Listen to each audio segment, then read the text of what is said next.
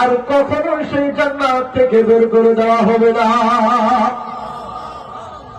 জান্নাতের বিবরণ কেমন হবে? আল্লাহ পাক রব্বুল আলামিন শুধু বললেন জান্নাত দেওয়া হবে। জান্নাতটা কেমন হবে বাবা, এই আলোচনা করলে অনেক সময় দরকার।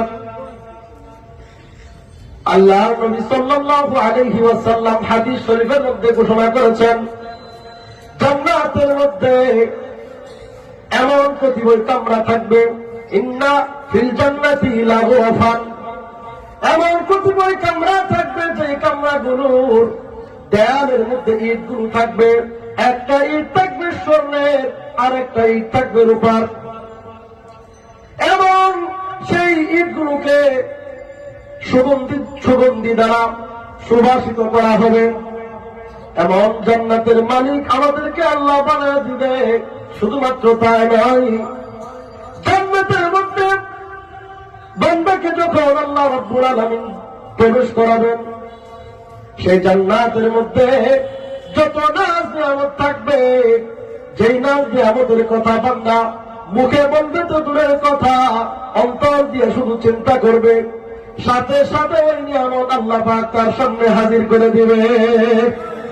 আল্লাহ বলেন, ওয়ালাকুম ফিহা মা তাশতাহি আনফুসুকুম ওয়ালাকুম ফিহা মা তাদউন। আল্লাহ বলেন, ও আমার পাগল বান্দারা, তোমাদেরকে আমি কেমন জান্নাত দিব একটু শোনো।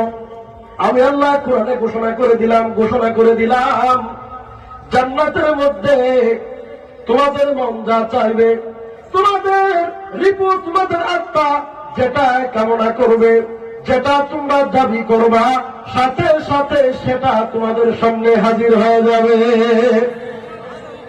জান্নাতি মানুষগুলো যখন জান্নাতের মধ্যে বসে থাকবে, আকাশ দিয়ে একটা পাখি উড়ে যাবে, কবুতর উড়ে যাবে, সেটা দেখে তার মনে হবে হাই হাই, এই কবুতরটা যদি ভুনা করে খেতে পারতাম তাহলে কতই না মজা হইতো। এই কথা মনে মনে চিন্তা করতে দেরি, আল্লাহ রাব্বুল আলামিন সেই কবুতরটা ভুনা করে ওই জান্নাতি মেহমানের সামনে হাজির করতে দেরি হবে না। আবার সেই কবুতরের গোশত খাওয়ার পরে হাড্ডিগুলো যখন ছেড়ে দিবে, আবার সেই কবুতর যেমন ছিল তেমন আকাশে উড়ে যাবে। শুধুমাত্র তাই নয়, জান্নাতের মধ্যে অনেকগুলো নহর, নদী দেওয়া হবে। জান্নাতি মেহমানগুলো নদীর পাড়ে বসে নদীর সুন্দর মনোরম দৃশ্য উপভোগ করতে থাকবে। মাছগুলো নদীতে সাঁতার কাটতে থাকবে। সেই মাছগুলো দেখে জান্নাতি মেহমান বলতে থাকবে, হাই হাই, এত বড় ইলিশ মাছ, 2 কেজি 3 কেজির ইলিশ দুনিয়াতে জীবনে খাওয়ার তৌফিক হয় নাই। হাই হাই, এই ইলিশ মাছটা যদি খেতে পারতাম ভুনা করে কতই না মজা হইতো। আল্লাহ রাব্বুল আলামিন বলেন, সাথে সাথে তার সামনে ওই ইলিশ মাছটা ভুনা করে হাজির করা হবে। এগুলো খেয়ে যখন ওই মাছের কাঁটাগুলো আবার নদীতে ছেড়ে দিবে, যেমন মাছ ছিল তেমন আবার জলজন্ত হয়ে সাঁতার কাটা শুরু করে দিবে। এমন জান্নাত চাই কি চায় না? শুধুমাত্র তাই নয়, জান্নাতের মধ্যে যে গাছগুলো হবে, আল্লাহ রাব্বুল আলামিন কুরআনে হাকীমের মধ্যে সূরা হাক্কার মধ্যে ঘোষণা করে দিয়েছেন, ফি জান্নাতিন আলিয়া কুতুফুহা দানিয়া।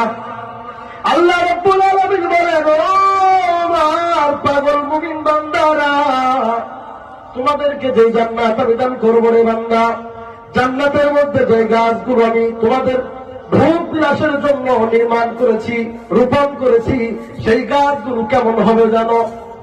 দুনিয়ার এই সাধারণ গাছের মতো ক্ষণস্থায়ী একটা নির্দিষ্ট সময়ের জন্য সেই গাছগুলো ফল দিবে না।